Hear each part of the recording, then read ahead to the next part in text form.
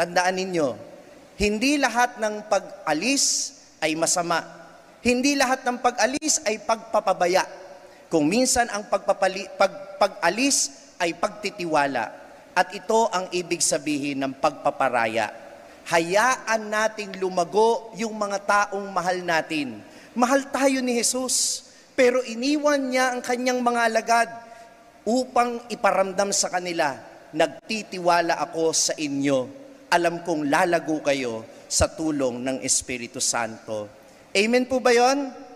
So, tinuturuan tayo ngayon na maging responsable.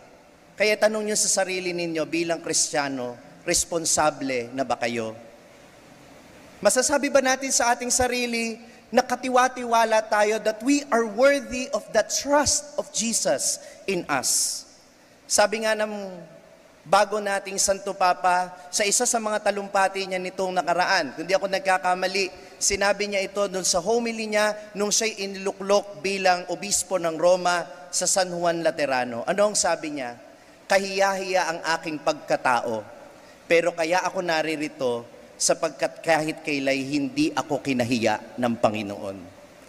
At yun din ang palagi ninyong tatandaan, minamahal kong mga kapatid. Makasalanan tayo, oo. Marupok tayo, oo. Pero hindi mababago ang katotohanan, pinagtiwalaan ka ng Panginoon. At yan ang batayan, kung bakit hahayaan mo siya na kumilos sa pamamagitan mo. Yan ang ibig sabihin ng pagdating ng Espiritu Santo.